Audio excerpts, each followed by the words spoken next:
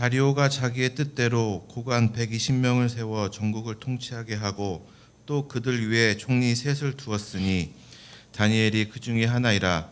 이는 고관들로 총리에게 자기의 직무를 보고하게 하여 왕에게 손해가 없게 하려 함이었더라. 다니엘은 마음이 민첩하여 총리들과 고관들 위에 뛰어남으로 왕이 그를 세워 전국을 다스리게 하고자 한지라. 이에 총리들과 고관들이 국사에 대하여 다니엘을 고발할 근거를 찾고자 하였으나 아무 근거 아무 허물도 찾지 못하였으니 이는 그가 충성되어 아무 그릇됨도 없고 아무 허물도 없음이었더라. 아멘. 사람이 마땅히 우리를 그리스도의 일꾼이요 하나님의 비밀을 맡은 자로 여길지어다. 그리고 맡은 자들에게 구할 것은 충성이니라. 아멘. 하나님께서 우리에게 주신 말씀입니다.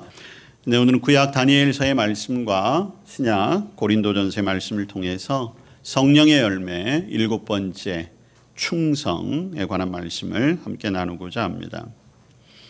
여러분, 믿음 생활, 신앙 생활이라고 하는 것은 다름이 아니라 성령님의 인도를 받는 삶입니다. 성령님의 안내, 성령님의 돌봄의 은혜로 살아가는 것이지요.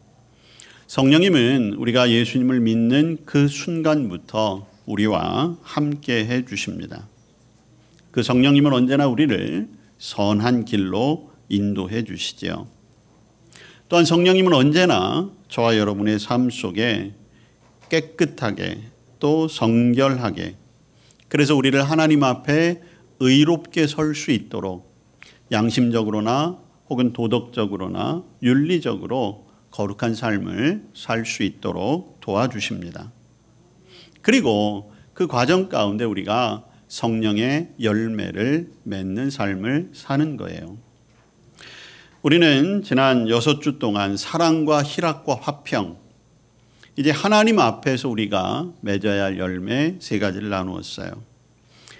오래 참음, 자비, 양선, 우리와 함께 더불어 살아가는 이웃들과의 관계 속에서 우리가 맺어야 할 열매.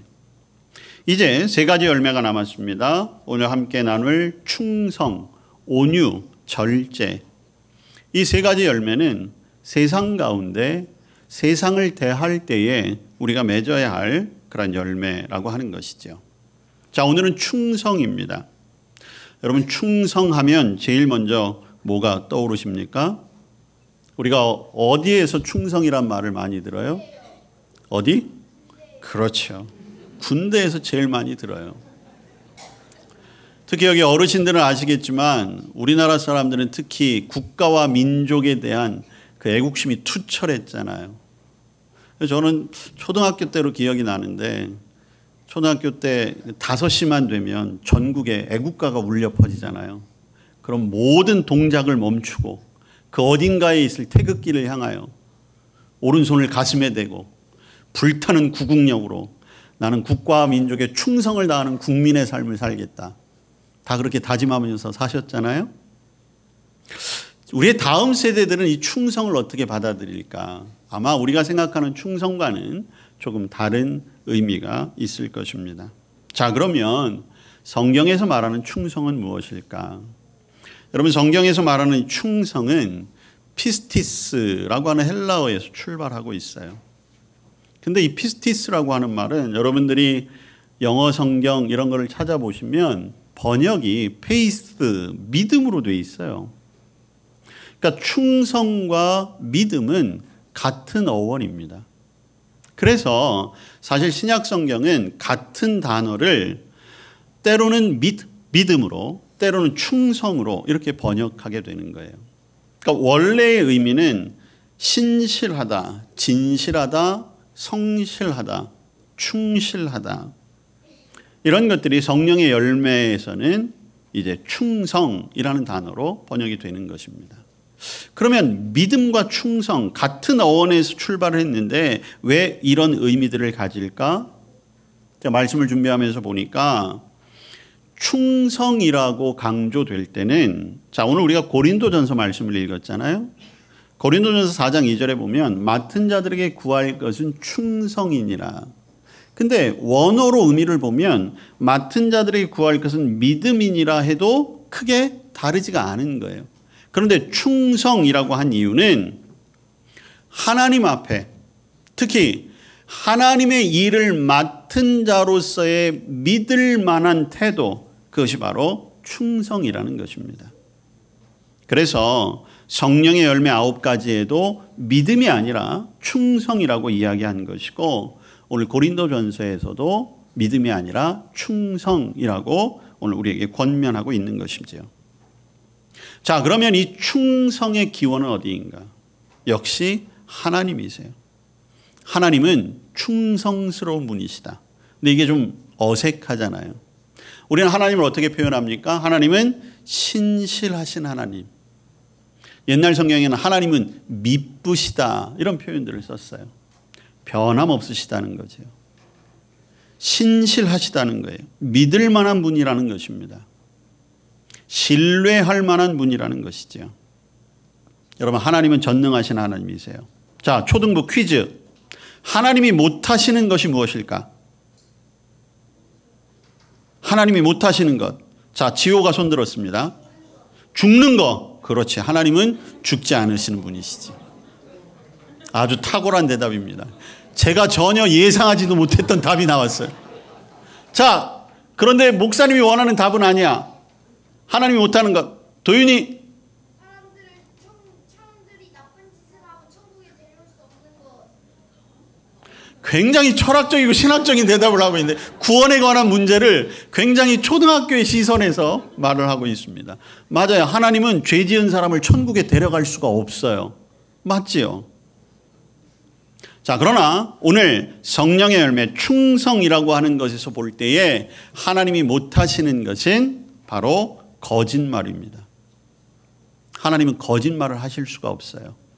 그래서 하나님은 믿을 만한 분이십니다.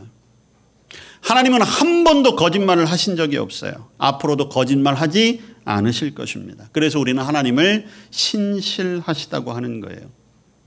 흔들리지 않는 믿음입니다. 변절하거나 배신하지 않는 믿음. 하나님은 지금껏 우리에게 그러한 모습이셨어요.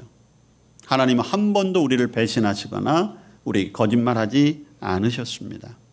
우리가 맺어야 할 열매가 바로 그런 열매입니다. 우리도 변절하거나 변하는 믿음이 아니라는 거예요.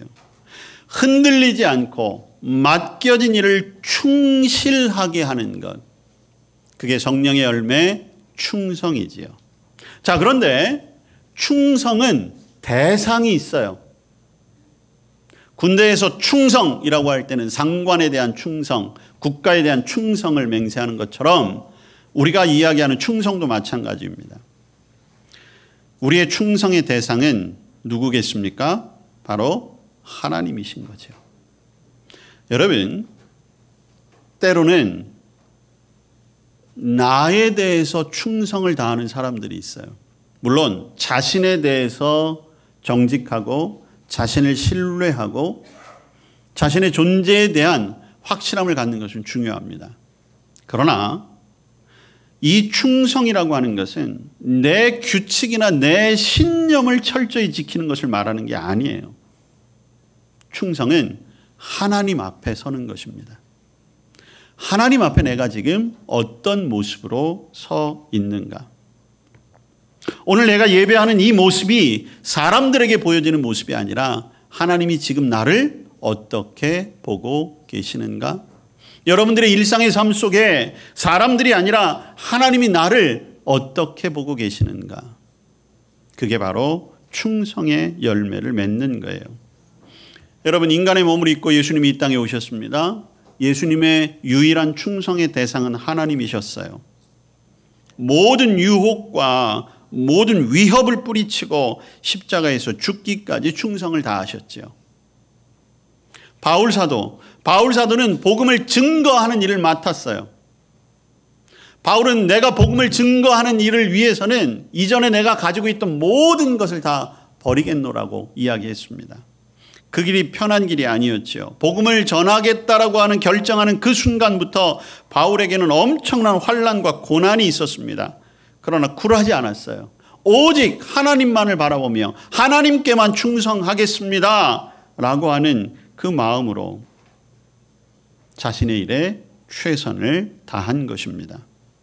사탄은 지금도 끊임없이 유혹합니다. 하나님이 왕이 아니라, 하나님이 주인이 아니라 내 스스로 주인이 되라고 말하는 거예요. 내 스스로 판단하라고 이야기합니다. 사람들, 아니 제일 중요한 것은 내 자신이다 라고 이야기하며 유혹하고 있어요. 그러나 그 유혹에 넘어가는 순간 우리는 충성의 열매를 맺을 수가 없는 것입니다. 자, 그러면 우리가 어떤 마음가짐을 가져야 할까? 자, 오늘 고린도전서 4장 1절과 2절 말씀을 다시 한번 봅니다. 사람이 마땅히 우리를 그리스도의 일꾼이요 하나님의 비밀을 맡은 자로 여길지어다. 여러분, 충성을 다하기 위해서는 내가 누구인가를 또 알아야 돼요. 내가 충성의 대상은 하나님이라는 건 분명해졌지요. 그 다음에 그러면 충성을 하는 나는 누구인가? 오늘 고린도전서에서 바울 사도는 우리를 일꾼이라고 말해요. 여기에 일꾼이라고 해놓으니까 마치 무슨 일용직 노동자 아니면 주종 관계로서의 일을 하는 사람 이렇게 생각할 수 있지만 아니에요. 여기에 일꾼이라고 하는 것은 하나님의 동역자, 저와 여러분이 감히 하나님의 일을 함께 하는 자로 부름을 받았다는 것이죠.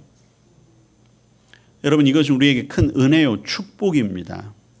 허물 많고 부족한 우리들을 하나님의 일을 함에 있어 함께 일하는 사람으로 부르셨다는 거예요. 일꾼이나 하나님의 비밀을 맡은 자, 하나님 나라의 그 큰 사역들을 감당하는 자로 우리를 부르신 거지요. 하나님은 절대로 혼자 일하시지 않습니다. 하나님은 사람을 통해 일하십니다.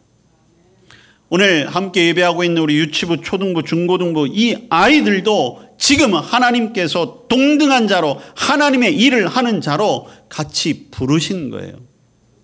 그래서 저들이 복음 안에서 자라나는 것이 중요한 것입니다. 이 믿음을 가지고 끝까지 성장해야 마지막까지 하나님 앞에 충성된 일꾼의 자리를 지킬 수 있기 때문인 거지요. 여러분, 하나님은 사람을 통해 일하시지만 또한 분명히 기억하십시오. 하나님께서 맡긴 일들을 충실히 하지 않을 때 하나님은 다른 사람을 사용하실 수 있습니다. 지금은 나를 사용하시지만 그러나 우리가 그 일에 충성스럽지 못했을 때 하나님은 다른 사람들도 사용할 수 있어요. 또 한 가지, 저와 여러분은 일정 기간 사용되고 버려질 그런 소모품적인 존재가 아니라는 거예요. 하나님이 저와 여러분을 택하셨다면 끝까지 사용하실 것입니다. 그렇다라고 한다면 저와 여러분은 우리에게 맡겨진 일에 끝까지 순종과 충성을 다해야 하는 것이죠. 먼저 하나님께서 나를 하나님의 비밀을 맡은 자, 동역자로 불러주신 것에 감사하며 순종하시기를 축복합니다. 거기에서 우리에게 자원의 마음이 일어나는 거예요. 하나님이 나를 부르셨구나. 감사와 감격으로 충성하는 것이 중요합니다. 여러분, 충성이라는 것이 억지로도 될 수 있어요. 갖은 위협과 어떤 협박을 통해서도 강제적으로 충성할 수 있죠. 그러나 그것은 진짜 충성이라고 이야기할 수 없습니다. 저와 여러분은 우리 안에 계신 성령께서 주시는 감격과 감사로 순종해야 하는 거지요. 그럴 때 어떻게 할 수 있습니까? 작은 일에도 충성할 수 있는 거예요. 여러분, 사람들은 일반적으로 어떤 일을 맡게 되면 관심이 무엇이냐? 그것이 어떤 일이냐에 관심이 많아요. 가령 예를 들면 교회에서도 뭐 여러 가지 행사를 하는데 어떤 일, 교회 행사를 하면 여러 가지 일들이 있잖아요. 안내하는 일도 있을 것이고 식당에서 봉사하는 일도 있을 것이고 아니면 프로그램을 준비해서 마이크를 잡아야 하는 사람도 있을 것이고 공연을 준비해야 되는 사람도 있을 것이고 목사라면 설교도 해야 될 것이고 그런데 중요한 것은 우리는 그러한 일을 보면서 이것이 주목받을 만한 일인가 내세울 만한 일인가 여기에 먼저 초점을 맞춘다는 거예요. 그래서 많은 사람들이 관심을 가지고 많은 사람들이 인정을 해주고 많은 사람들에 의해서 칭찬받을 말이면 열심을 다하는 거죠. 그런데 다른 사람들 앞에 드러날 만한 일도 아니요. 다른 사람들에 비해서 별로 그렇게 가치 있는 것처럼 여겨지는 일도 아니요. 그렇게 된다면 우리는 소홀히 할 때가 너무 많은 거예요. 대충 해버리고 말 때가 많은 거죠.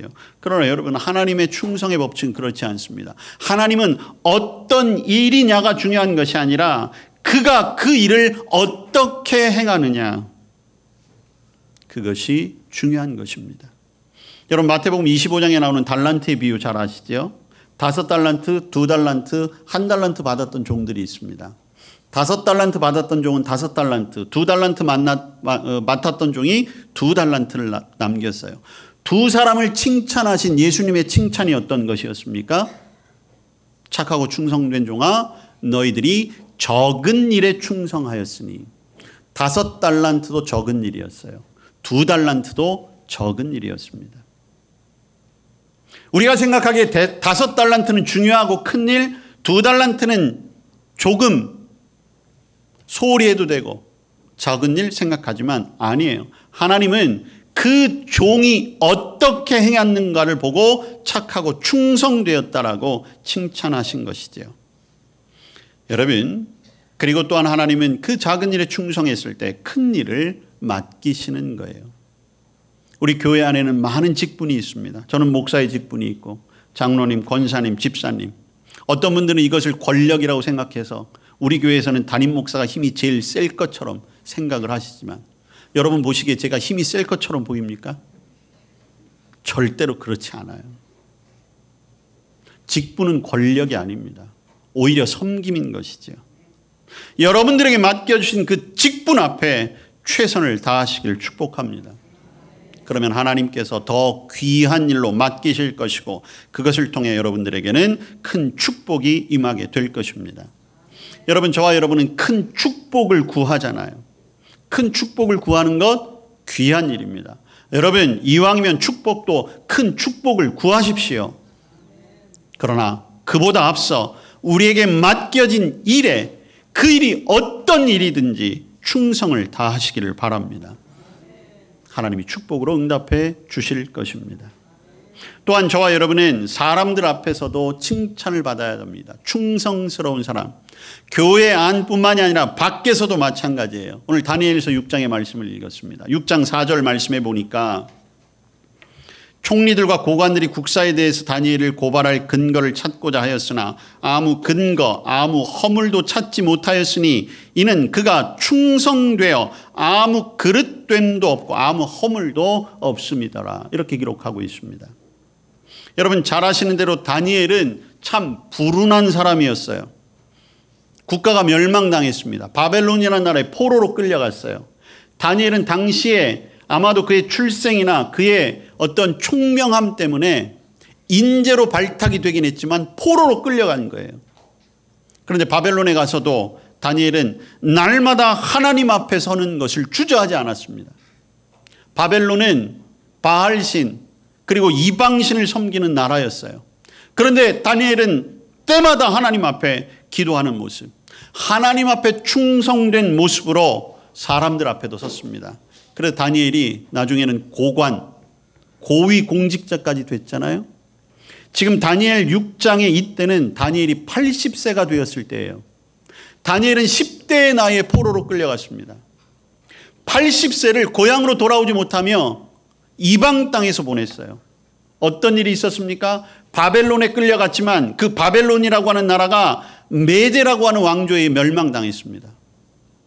그런데 거기에서도 인정을 받았어요.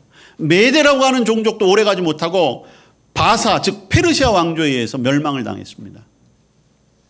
여러분 바벨론에 의해서 포로로 끌려갔는데 자기를 포로로 끌려간 그 나라가 망하고 다른 민족이 그 나라를 지배하는데 거기서도 쓰임을 받는 거예요. 게다가 마지막 페르시아 왕조 때에는 나이가 80세가 되었음에도 불구하고 서열 3위에까지 올라간 거잖아요. 그랬더니 그를 시기하고 질투하는 사람들이 생겼던 거예요. 도대체 저 사람은 무엇이기에 80세의 고령에 국가의 통치가 바뀌어지는 세상 속에서 어떻게 이런 자리까지 있을까? 그리고 그의 잘못을 찾아내려고 애쓴 것입니다. 당시의 총리들과 고관들이 다니엘을 지금으로 얘기하면 먼지 하나 나올까 털털 털었던 거예요. 아니 죄가 있어서 털은 게 아니라 죄를 만들어 놓고 아예 그 죄의 프레임에 다니엘을 넣으려고 했던 거죠. 그러나 결과가 어떻게 되었습니까? 아무 근거, 아무 허물도 찾지 못했다는 거예요. 오히려 그가 충성되었다라고 하는 것이 밝혀진 것입니다. 여러분, 다니엘이 사람들 앞에 성실한 모습으로 서려고 했다면 그는 아마 바벨론이 멸망했을 때 메대 왕조에 의해서 다니엘도 같이 처형당했을 것입니다. 그러나 다니엘은 하나님 앞에 충성된 사람이었어요. 하나님 앞에 충성된 모습으로 사람들 앞에 충성을 다했던 것이죠. 그랬더니 고령에 되고 왕조가 바뀌어도 쓰임받게 되었고 충성스럽게 인정을 받은 것이죠. 여러분, 저와 여러분의 모습이 이래야 합니다. 오늘 특히 예배하는 우리 초등부, 우리의 다음 세대들 마찬가지예요. 여러분들이 어려서부터 믿음을 배우고 하나님을 믿는다면 여러분들은 이 세상 가운데 나가서도 어디를 가든지 인정받을 수 있어야 합니다. 교회 다니는 사람, 예수님을 믿는 사람으로 누구보다도 성실하고 정직하고 맡은 일에 최선을 다하는 사람이 되어야 하는 거예요. 학교에서도, 나중에 여러분들이 직장에 가서도, 여러분들이 가정을 일구어서도, 혹은 여러분들 주변에 삶의 자리에서 만나는 모든 사람들 앞에 여러분은 오늘 다니엘과 같이 그가 충성되어 아무 그릇됨도 허물도 없음을 발견되어야 한다는 것이죠. 이렇게 함으로 말미암아 우리는 하나님의 영광을 드러낼 수 있는 것입니다. 여러분, 작은 일에 감사함으로, 그리고 언제 어디서나 하나님의 사람답게 충성을 다하는 것, 그 태도가 우리에게 있어야 하는 것이죠. 우리 요한계시록 2장 10절의 말씀을 함께 나누겠습니다. 요한계시록 2장 10절 말씀 다 찾으셨습니까? 우리 같이 봉독하겠습니다. 시작. 너는 장차 받을 고난을 두려워하지 말라. 볼지어다 마귀가 장차 너희 가운데에서 몇 사람을 옥에 던져 시험을 받게 하리니 너희가 10일 동안 환난을 받으리라. 내가 죽도록 충성하라. 그리하면 내가 생명의 관을 내게 주리라. 아멘. 사도 요한이 마지막 환상 가운데 7교회에 주었던 말씀, 서머나 교회에 주신 말씀이지요. 내가 죽도록 충성하라. 어려운 말씀이지요. 마음속에 사실은 굉장히 부담이 되는 말씀입니다. 이 말씀은 어떤 뜻이겠습니까? 끝까지 충성하라는 것입니다. 포기하지 말라는 거예요. 시련을 이겨내라는 것입니다. 여러분, 우리가 제대로 충성할 수 없는 이유는 사실 우리의 인내력이 부족하기 때문이지요. 그래서 여러분, 나중에 성령의 열매의 마지막 가운데 절제의 열매를 맺어야 하는 이유도 사실 여기에 있는 것이에요. 여러분, 죽도록 충성하라고 하는 것, 우리의 중심이 흔들리지 않도록 하라는 것입니다. 대부분의 사람들은 상황이 좋으면 열심을 다하다가도 상황이 어려워지면 물러설 때도 많이 있어요. 여러분, 세상에서는 어떤 말들이 있습니까? 2보 전진을 위한 1보 후퇴를 할 때가 있어요. 그런데 여러분, 믿음의 길은 절대로 그렇지 않습니다. 믿음의 길은 1보 후퇴하는 그때가 완전히 뒤로 물러날 때가 되고 마는 거예요. 어렵더라도 그 자리를 지켜내는 것, 그 자리를 지켜내고 이기고 한 발자국 앞으로 나아가는 것, 그것이 바로 충성입니다. 또한 오늘 약속의 말씀을 반드시 기억하십시오. 죽도록 충성할 때, 끝까지 우리가 충성할 때 하늘에 상급이 있습니다. 오늘 말씀에서도 말하잖아요. 우리에게 생명의 관을 줄 것이다. 반드시 하늘에 보상이 있습니다. 하나님의 앞에는 결코 공짜가 없는 거예요. 하나님이 지금도 예비해 놓고 계십니다. 또한 맡기지 않은 일에 충성하지 않았을 때는 책망도 있다는 것을 기억하시길 바랍니다.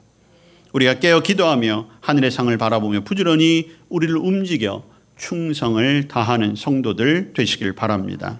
주님을 닮아가십시오. 우리의 성품 안에, 우리의 인격 안에 주님의 모습이 채워져야 합니다. 주님의 신실하신 그 모습, 성실하셨던 모습, 끝까지 우리를 버리지 아니하시고 배신하지 않으셨던 그 모습, 그것이 이제 우리의 모습이 되고 우리의 삶 속에 충성의 열매로 나타날 수 있기를 축복합니다. 아멘. 기도합니다. 주님, 우리를 신실하게 사랑해 주시고 오늘 그 신실함을 우리에게 나타내셨습니다. 우리도 하나님 앞에 충성된 자로, 충성의 열매를 맺는 자로 살아가게 하옵소서. 예수님 이름으로 기도합니다. 아멘.